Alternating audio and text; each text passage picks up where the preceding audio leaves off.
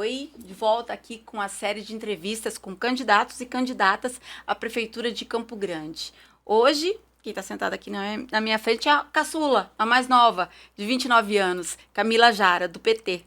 Tudo bom, Camila? Oi, Ângela, tudo bem? Gostaria muito de agradecer o espaço do Campo Grande News e todo mundo que está acompanhando a gente aqui nessa sabatina, ouvindo nossas propostas para a gente falar sobre as eleições desse ano. Camila, se você terminar essa campanha, quer dizer, vai terminar, você vai ter terminado mais campanha do que mandato. Você assumiu como vereadora, ficou 2 anos, saiu. Foi para deputada federal, 2 anos, agora quer ser prefeita. E coragem é o seu slogan, né?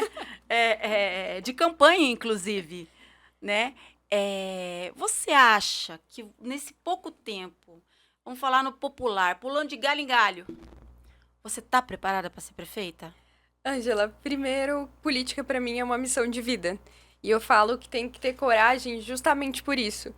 Porque tem que ter coragem para encarar, para se levantar, para mostrar que a gente pode fazer uma política de um jeito diferente. Todos esses mandatos que eu ocupei, a gente teve esse compromisso de mostrar que a gente pode se eleger sem dinheiro, que a gente pode vir de baixo, que a gente pode cumprir todas as propostas em 2 anos, como eu cumpri enquanto vereadora, que a gente pode ter mais de 300 propostas legislativas, como eu estou tendo como deputada federal. Não é qualquer pessoa que sai do Mato Grosso do Sul aos 28 anos de idade e é convidada para ser vice-liderança do PT, como eu fui, o partido do presidente da República. Então a gente tem que ter muita coragem para mostrar que a gente pode fazer isso e tendo compromisso com o povo. Política, para mim e para minha família, sempre foi instrumento de transformação social. É um instrumento de transformar vidas. Então, e ser vereadora, depois ir para deputada federal e agora tá encarando o desafio de ir para a prefeitura, para mim é uma oportunidade de impactar a vida das pessoas. Dessa forma, eu me sinto muito honrada de estar encarando esse desafio. E, para mim, não ter anos de carreira política não é um demérito. Muito pelo contrário. É muito importante a gente estar começando agora. Você falou do apoio do Lula e a gente sabe que estamos num estado conservador, não é o melhor dos momentos do Lula aqui. Então, você vive ali no meio, entre ter o apoio do presidente, que pode ser fundamental, caso você ganhe a prefeitura, mas você também enfrenta um pouco de rejeição por conta desse apoio? Ângela, eu entendo que as pessoas querem uma prefeitura eficiente. As pessoas querem uma prefeitura que dê conta de colocar remédio nos postos de saúde. As pessoas querem uma prefeitura que dê conta de cumprir a meta e colocar as crianças dentro das escolas, que tenham um nível de aprendizado decente. As pessoas querem uma prefeitura que ofereça as condições e não empecilhos para os empresários se desenvolverem. As pessoas querem uma prefeitura que dê conta de iluminar uma rua na altura certa para as mulheres não serem estupradas e mortas. As pessoas querem uma prefeitura que seja eficiente e um Estado presente. E eu falo isso com muita tranquilidade, porque eu vim de uma Câmara de Vereadores, onde a maioria das pessoas e dos vereadores que estavam lá votavam projetos para melhorar a vida das pessoas com a presença de um Estado grande. Então, quando a gente fala que Campo Grande é uma capital conservadora, Campo Grande é uma cidade que quer o Estado presente na vida das pessoas. E o presidente Lula defende isso. Tanto é que a gente assinou essa semana o termo de construção de quase 200 casas do Minha Casa Minha Vida para a população de Campo Grande. Então, para mim, é muito fácil defender o legado do presidente Lula. E para mim não tem um contrassenso entre defender o que o presidente Lula está fazendo e o que a população de Campo Grande quer. O seu pulo do gato, todo mundo diz, foi que você, pela sua idade também, pela sua geração, você descobriu que você podia ganhar uma eleição com as redes sociais. É real isso, lá atrás, como vereadora? E mudou alguma coisa na sua estratégia hoje, já que todo mundo já entendeu que esse é o grande recurso? Eu acho assim, Ângela, as redes sociais e todo mundo que está me acompanhando segue algum blogueiro, segue algum influencer, tem proximidade com a vida das pessoas. E o político sempre foi alguém muito distante, alguém que está na Assembleia, alguém que usa terno, alguém que fala diferente. E as redes sociais veio para aproximar essas pessoas da população. E a política, para mim, nunca foi algo distante. A política, pra mim, sempre foi aquela política de pé no chão. A política que vai no bairro, a política que vai na creche, a política que existe pra melhorar a vida das pessoas. E as redes sociais, nesse sentido, só veio pra me conectar com mais pessoas que também enxergam a política desse jeito. Então, pra mim, é muito tranquilo usar as redes sociais pra me aproximar de outras pessoas.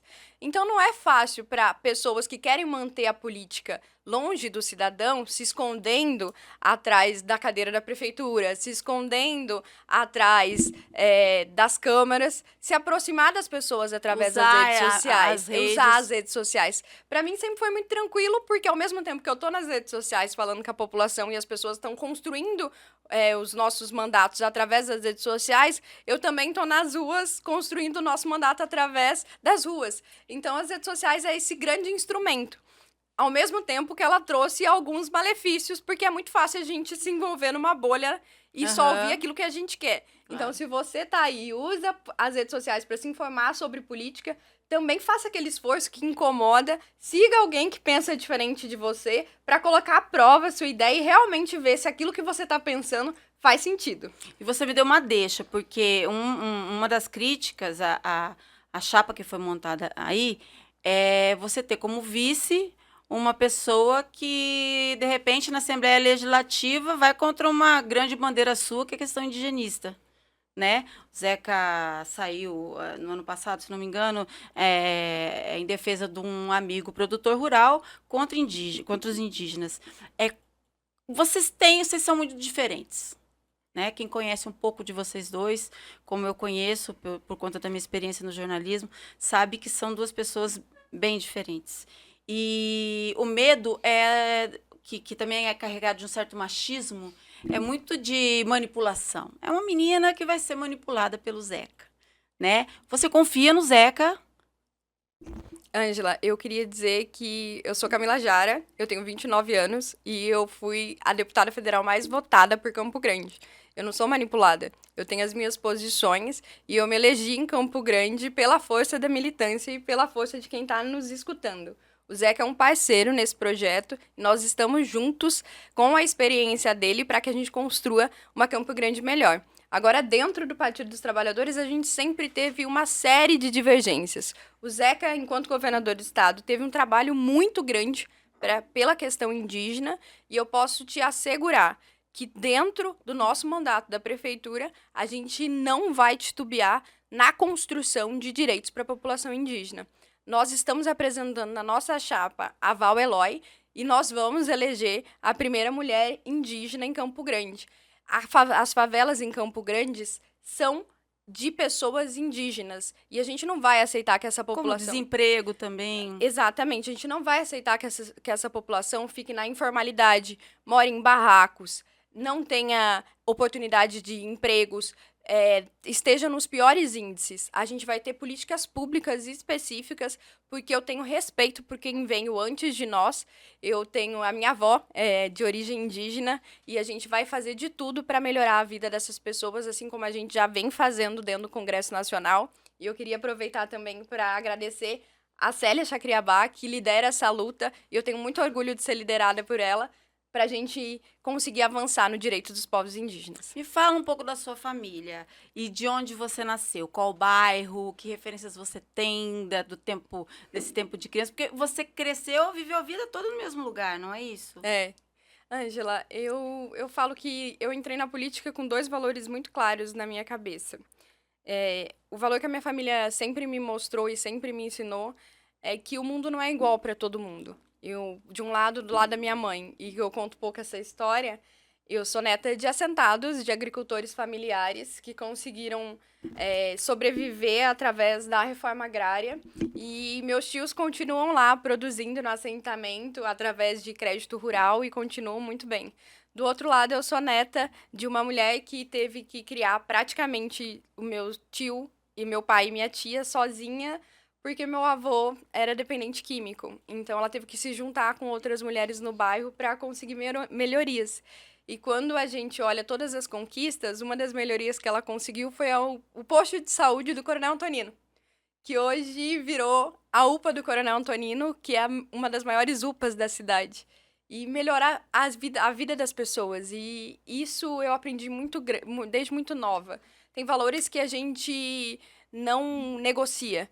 E tem pessoas que não tiveram outra opção. Então, a opção da minha família sempre foi se juntar coletivamente com outras pessoas para conseguir melhorar a vida. Então, lá em casa, todo mundo é militante. E as pessoas perguntam por que todo mundo é militante. Porque todo mundo aprendeu desde muito cedo o valor de se juntar com outras pessoas para melhorar a vida das outras pessoas. E esse é um valor inegociável, tanto para mim, quanto para Clara, quanto para o Gabriel. Porque a gente sabe que quando a gente se junta, a gente faz a diferença. E eu tenho muito orgulho de ter tido meu pai como referência na luta e minha mãe como referência na luta. E se eles estiverem assistindo, muito obrigado por construírem o ser humano que eu sou. E eu sempre vou continuar lutando, isso eu sei. Agora eu tô como candidata à prefeitura, e depois a gente tem um mandato, e depois que isso tudo passar, eu vou continuar lutando, porque a política é feita para que a gente consiga lutar e melhorar a vida das pessoas. As pessoas não costumam acreditar muito em quem não aparece nas cabeças nas primeiras pesquisas. Mas hoje nós temos 3 candidatos que são apoiados pela direita. 4, na verdade, apoiados pela direita e 2 pela esquerda. Você e o Luso, né, do PSOL. Você acha que isso pode te ajudar? Porque enquanto todo mundo está querendo ser amigo do Bolsonaro, você é a única amiga do Lula? Ângela, eu queria dizer que, mais do que eu sou amiga do Lula, eu não tenho um projeto personalista de poder. Eu cresci dentro do PT e eu vou ficar dentro do PT porque o PT representa as minhas lutas e as minhas ideologias. Quando eu falo que alguns projetos são projetos personalistas, porque muitas pessoas ali, cada hora está no partido. E está no partido que convém, conforme o projeto de poder que lhe convém. Eu estou ali porque eu represento um projeto de país, um projeto de sociedade, um projeto de Campo Grande, porque eu quero e acredito nos serviços públicos de qualidade, eu acredito na valorização dos servidores, e o meu partido já teve o que apresentar tanto para a cidade, quanto para o estado, quanto para o país. Nesse sentido, eu entendo que isso vai me ajudar muito. Você acha que eles vão ter que brigar pelos mesmos votos? Eles vão brigar pelos mesmos votos, eles vão ter que mostrar na hora do vamos ver, porque é muito fácil chegar na época de eleição e dizer que vai fazer. Mas todo mundo sempre esteve junto no mesmo grupo político. É todo mundo do mesmo grupo político e agora decidiu se separar porque alguém quer estar encabeçando a prefeitura de Campo Grande. Mas é muito fácil falar agora que apoia educação de qualidade, mas está alinhado a um projeto no governo federal que cortou a verba das construções de creche. É muito fácil falar que quer tirar as pessoas da favela, mas está alinhado a projeto do governo federal que não construiu uma moradia. É muito fácil falar que quer fazer a economia do país crescer, mas está aliado a um projeto que, quando estava no governo federal, a economia caiu e aumentou a inflação e excluiu as pessoas da rede de segurança alimentar. Então, a gente tem um projeto. E, para mim, não existe uma cidade que se desenvolve economicamente e não consegue tirar as pessoas da extrema pobreza, que é isso que acontece com Campo Grande. No nosso projeto, as pessoas vão se desenvolver, mas a gente também vai fazer com que a pobreza seja erradicada em Campo Grande. Um tema que é recorrente aqui, por questões óbvias, é o centro da cidade. Você tem no seu plano de governo o Ocupa Centro. Você está nessa linha de levar moradias para o centro ou o que você pensa para esse espaço que sempre foi um problema para quem estava à frente da prefeitura? O centro se tornou um problema. Ele não sempre foi um problema. Ele se tornou um problema por uma série de omissões. O planejamento da cidade de Campo Grande, ele foi feito de acordo com interesses econômicos. Se hoje em dia a gente tem o bairro, por exemplo, como Noroeste, como Dom Antônio Barbosa, sem infraestrutura nenhuma, com uma população sem acesso a serviços públicos nenhum, e é a população que deveria ter mais acesso a serviços públicos por conta da condição social, é porque o centro da cidade serviu o interesse da especulação imobiliária. A gente tem grandes vazios urbanos que encarecem a cidade, tornam a cidade muito praticamente insustentável para o poder público, e a gente vai acabar com isso. Eu não estou aqui para atender os interesses de um pequeno grupo, eu estou aqui para atender os interesses da maioria. O centro só vai ser rentável, de novo, se tiver pessoas circulando. Então, a gente defende, sim, que a gente tem que ter incentivos para os empresários que vão estar lá, não só os empresários da noite, como está tendo um movimento agora, mas para os comerciantes que foram penalizados com a pandemia e não conseguiram se recuperar. Mas também a gente precisa usar os instrumentos públicos que já tem lá. O centro já é asfaltado. Eu cresci na Praça Ari Coelho brincando, eu até brincava com a minha mãe e falava assim, mãe, me leva para brincar na Praça do Coelho. Eu cresci brincando lá, a gente já tem escola, já tem unidade de saúde tudo perto. preparado, já né? tá tudo preparado. E enquanto isso, são grandes vazios e urbanos. E a gente precisa criar condições para essas pessoas morarem lá. Então, você é dois lados de ação. Ao mesmo tempo que a gente vai estar criando condições para as pessoas ocuparem o centro, para as pessoas desfrutarem dos instrumentos públicos que existem no centro, a gente também vai estar estruturando os bairros com critérios claros. Não vai ser o bairro porque o vereador tal trouxe mais voto para a prefeita. Me desculpa, eu não vou fazer isso. Vai ser o bairro que tem mais necessidade para a população. Por quê? Porque quando eu asfalto o bairro, eu levo estrutura sanitária. Quando eu levo estrutura sanitária, eu melhoro os índices de saúde. Quando eu melhoro o índice de saúde, eu consigo reduzir os atendimentos. Quando eu reduzo os atendimentos, eu consigo investir em outras áreas. Então, quando a gente fala de políticas públicas, as coisas têm que ter encadeadas para a gente conseguir levar melhora no atendimento para a população. Você fala também no seu plano a construção de um complexo de exames, de diagnóstico, que seria uma forma também de desafogar as unidades de saúde. Me explica isso. E também, de onde a gente vai tirar dinheiro para fazer isso se o hospital municipal está nessa aí que vem, vai. Ângela, o Hospital Municipal, eu gostaria muito de agradecer, que foi uma ideia que deu certo. Nós apresentamos ele no nosso primeiro mandato, ele foi aprovado na lei orçamentária, mas infelizmente ele foi vetado pela gestão, e agora ele reviveu, mostrando que ele é super viável e economicamente viável, e a gente vai investir nisso, mas a gente sabe que só o hospital não resolve. Campo Grande está abaixo da cobertura da atenção primária, que é recomendada pelo Ministério da Saúde, então a gente tem que expandir a atenção primária. Por que expandir a atenção primária? Porque se a gente resolve um diagnóstico logo no início, hoje em dia as pessoas morrem, infelizmente, de comorbidades, hipertensão, pressão alta, obesidade, que se a gente tiver um tratamento, um acompanhamento e um investimento nos servidores da atenção primária, a gente consegue evitar essas doenças logo no início. Então, a gente vai expandir a rede de atenção primária. Só que tem uma série de pessoas que estão na fila por exames. Tem pessoas que demoram 12 meses para conseguir uma endoscopia. E a gente precisa dar uma resposta rápida para essas pessoas. Como a gente faz isso? Que é onde começa o atendimento, né? Onde começa o atendimento. O tratamento, no caso. Porque se uma pessoa não sabe o que ela tem, como que ela vai garantir o tratamento? O que a gente vai fazer? Nos modelos das UPAs, a gente vai conseguir garantir o centro de atendimento de diagnósticos de imagem por região. Tem alguns prédios que já dão para ser reaproveitados, por exemplo, na região da Moreninha, a gente tem o elefante branco, que virou um elefante branco, que é mal aproveitado do que era a maternidade. A gente consegue readaptar aquele prédio e a gente resolve o problema de um. Tem transferências de recursos do governo federal. Só o governo federal, nos 6 primeiros meses, transferiu quase 800 milhões de reais para a saúde de Campo Grande. Paralelo a isso, tem o investimento do governo do estado. O governo do estado não pode se isentar da saúde de Campo Grande e ele tem que investir na saúde da população da capital. Então, a gente vai buscar recurso, o recurso existe, 50% das minhas emendas enquanto deputada federal tem que ser investido em saúde, e o que a gente não pode é deixar a população, assim, passando por situação degradante sem conseguir um exame básico, porque não há gerência dos recursos públicos. Tá. Eu vou citar também alguns projetos seus, e aí a gente fala um pouquinho de cada coisa para as pessoas também entenderem o que se passa na sua cabeça. Você também pretende ampliar em 50% as escolas em tempo integral. Isso. Aí a gente está falando de educação. Você, ainda em educação, concurso para assistente social e psicóloga para as EMEIs, né? E a gente continua falando de educação e também de um problema enorme, que são 9 mil crianças na fila por espera de vaga. Aí eu queria saber um pouquinho de cada projeto desses. Ângela, a gente já tem dados o suficientes para saber que o problema de aprendizado das crianças não está somente dentro das escolas.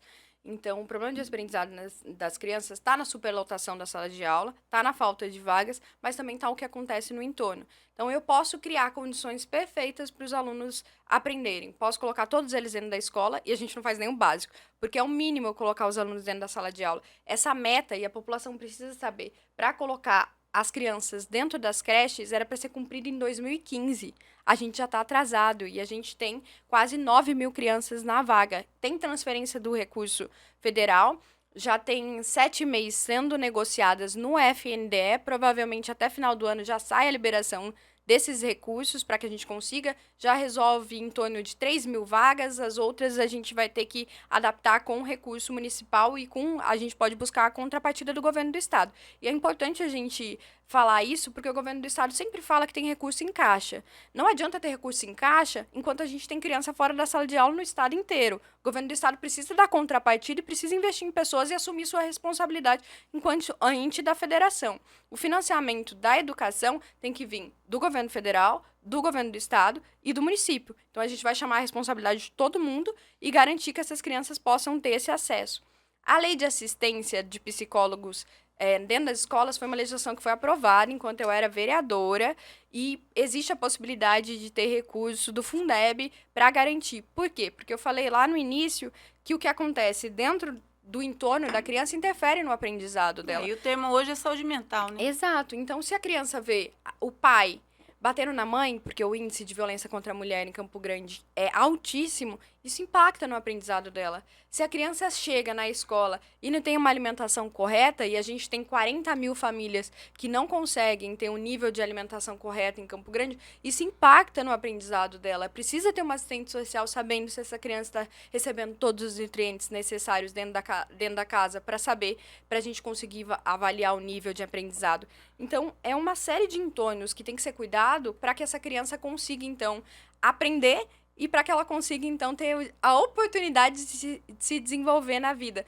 Porque a gente vai falar de política de geração de emprego e renda. A gente vai falar de política de formação, né? De formação. Mas a gente não cuida de quando está no início. Se a gente não cuida quando está no início, a gente está falhando com o básico. E se a gente falha com o básico, como que a gente vai pensar lá na frente? Eu falei em formação porque agora, no fim de semana, a gente teve um mutirão no Noroeste com 200 vagas e 30 interessados.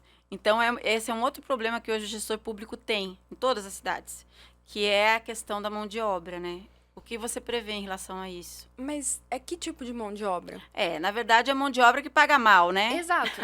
Que tipo de mão de obra que a gente está oferecendo? E para quem que a gente está oferecendo? Por exemplo, quando a gente olha os dados da educação, 40% das pessoas em Campo Grande não se forma no ensino médio. E aí, qual tipo de mão de obra que a gente está oferecendo? A gente tem uma demanda muito grande do setor de tecnologia, que é um setor que paga muito bem. E, ao mesmo tempo, a gente está fechando as salas de aula do EJA. Olha o dissenso. Então, a gente tem um setor de tecnologia que quer mão de obra e precisa de uma mão de obra qualificada. A gente fecha as salas de aula do EJA, que poderia preparar aquele estudante, que é o estudante trabalhador, que teve que deixar a escola por uma série de condições que a gente impôs para a vida, que ele poderia terminar o ensino médio e se formar, se qualificar para poder ser mão de obra no setor de tecnologia que exige isso, mas não, a gente oferece vagas de subempregos e aí as pessoas não aderem a essas vagas e aí a gente fala, as pessoas não querem trabalhar. É muito mais fácil a gente falar que as pessoas não querem trabalhar do que a gente pensar o problema a fundo e criar soluções para que esses problemas se resolvam. Que acaba na formação. Muitas pessoas podem nem saber ler e escrever. Imagina para essa pessoa admitir que ela não sabe fazer isso aos 20 e poucos anos de idade. Como deve ser dolorido para essa pessoa? Como que essa pessoa vai para uma vaga de emprego? Ela prefere se ausentar. E o EJA também não é uma segunda chance também para quem deixou lá o ensino médio por N motivos. Não só o ensino médio, o processo de alfabetização. Não é só para quem é analfabeto, que não sabe, é para também quem quer voltar ao caminho da academia, dos estudos. A gente tem que investir em formação técnica. O sucesso dos institutos federais estão aí para provar isso. Quando a gente forma as pessoas tecnicamente, a gente consegue oferecer uma mão de obra qualificada. A gente tem um índice de aproveitamento enorme e o índice de evasão é muito baixo. Então, a gente tem a saída. E essa saída está sendo aplicada em outros lugares. Por que esse tipo de política pública dá certo? No Nordeste está dando muito certo e aqui não dá? Uhum. Falando sobre meio ambiente, tem uma outra coisa que eu acho que o telespectador que fala do podcast, gente, não sei. Quem está nos ouvindo e nos vendo já deve estar de saco cheio de mim em relação a isso. Eu reclamo muito dessa cidade, porque é uma mentira a coisa da arborização. Nós não somos arborizados. No bairro que eu moro não tem árvore. Eu fico muito chateada. E na periferia não tem. E na Chácara Cachoeira não tem. E você está prevendo aqui 1 milhão de árvores plantadas. Mais do que isso, nós somos mais ousados ainda. Qual o tamanho dessa ousadia? Ângela, a gente tem bastante áreas verdes em Campo Grande, mas essas áreas verdes muitas vezes não estão à disposição da população. O que a gente está propondo? A gente está propondo o exemplo de Bogotá, na Colômbia, que é a referência em sustentabilidade mundial, uma cidade na América Latina, uma cidade com problemas sociais muito parecidos com o nosso, que está conseguindo transformar a realidade das pessoas, melhorar a vida das pessoas, melhorar o índice de violência, melhorar o índice de desenvolvimento social, melhorar o índice de empregabilidade com questões e ações de urbanismo tático. E é isso que a gente quer fazer em Campo Grande, porque Campo Grande tem essas condições. Então, a gente está prevendo criar parques urbanos interligados. E esses parques urbanos vão interligar. Então, por exemplo, a gente já tem alguns parques urbanos. A gente vai interligar eles, garantindo que os nossos animais consigam ter espaços de locomoção, sem ter aqueles atropelamentos, mas mais do que isso. Esses parques urbanos vão oferecer facilidade de locomoção, então vão melhorar a mobilidade urbana e vão ter aparelhos institucionais para a população. Então, lá a gente tem bibliotecas dentro desses parques urbanos. Então, a ideia é que a gente possa fazer isso aqui. Tem apresentações e aparelhos culturais dentro desses parques urbanos verdes. A gente quer fazer isso daqui. Então, a ideia é que a gente tenha por toda a cidade, ligando as periferias, esses parques verdes, para que a gente consiga, então, estar ligado na meta de carbono zero e oferecendo dignidade para a população. E um outro ponto que você coloca, falando de mobilidade, é a tarifa zero, que é um projeto que o próprio consórcio Guaicurus busca há muito tempo, que é o quê? O Estado subsidiando a passagem para todos. Você acha que isso é viável a curto, médio e até a longo tempo? Porque o contrato com o consórcio Guaicurus também é algo que, por todos os candidatos, é colocado em xeque aqui.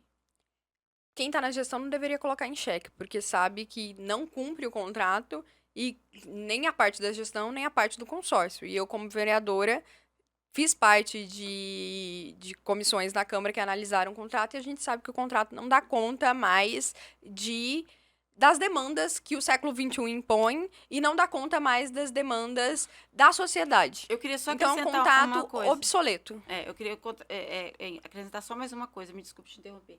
Porque, por conta ainda da questão da tarifa zero, você acha que essa é a única solução de mobilidade para a gente, o ônibus?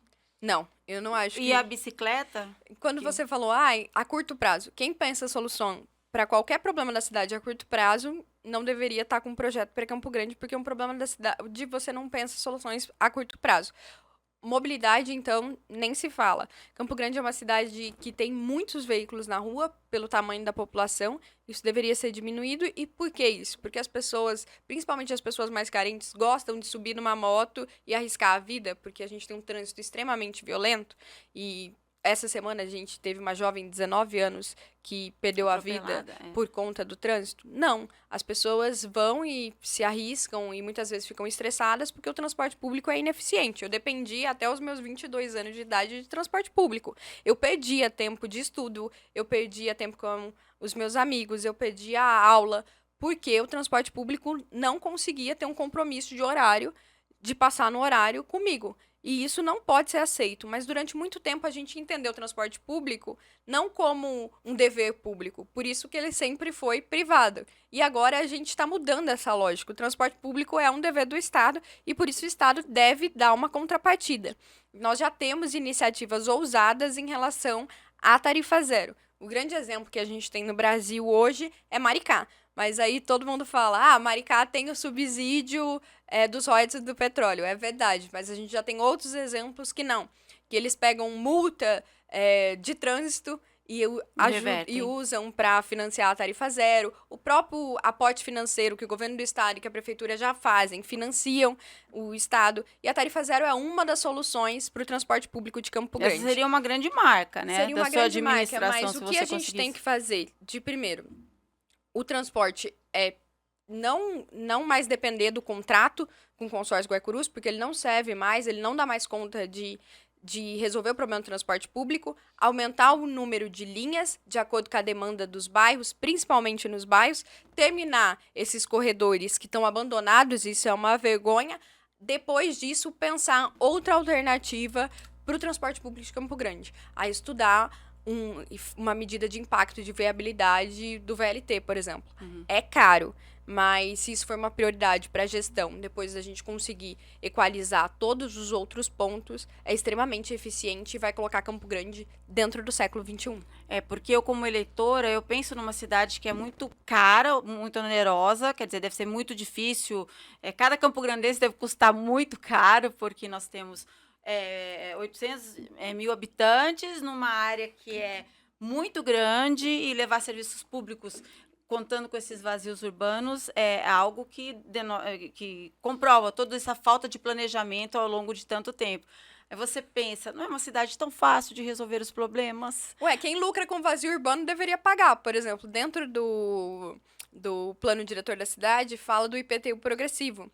Então, quem não faz o uso desses vazios urbanos... só para especulação imobiliária. Só para especulação imobiliária e para lucrar sobre uma maioria, deveria pagar mais impostos. Mas a prefeitura, até hoje, não teve coragem de fazer isso. E nós temos coragem, porque Campo Grande é uma cidade totalmente viável. É só ter vontade política para colocar esses instrumentos em prática. Tá. Eu queria falar de tantas outras coisas aqui, Camila, mas eu acho que ia parecer até assim, você está falando disso porque é Camila, porque é jovem, né? Mas essa menina quer criar a cidade do samba, quer criar um projeto de esporte que quer trazer de volta o jovem talento esportivo, que foi o que inspirou o Bolsa Atleta, enfim e tal. Uhum. Tem várias coisas aqui no plano de governo dela que quem quiser ler, é só entrar lá no Divulga Cante. E não é uma perda de tempo, viu? Porque eu acho que assim a gente conhece a cidade, né? Lendo de todos os candidatos, é muito semelhante às propostas em alguns pontos. Então a gente vê que os problemas todos têm a consciência de quais são os problemas da cidade. E nessa série de entrevistas que eu tenho feito, eu fiquei muito feliz por isso, porque eu percebi que, com algumas exceções, claro, a maioria sabe onde tem que intervir. Eu agradeço muito a sua presença. Já passou. Passa rápido. Desculpa eu ter sido simpática com você, porque também eles não gostam, eles querem que eu seja bem antipática com o candidato, mas te desejo toda sorte, tá? E que não seja mais uma paixão, né, Camila? Porque 2 anos de vereadora é o tempo que dura uma paixão, né? 2 anos de vereadora, 2 anos de deputada, 2 anos quer ser governadora. Vamos lá, se for você escolhida, que você faça um mandato... Se o povo permitir, nós com certeza faremos Campo Grande não ser uma cidade mediana, mas vai ser os melhores resultados do Brasil.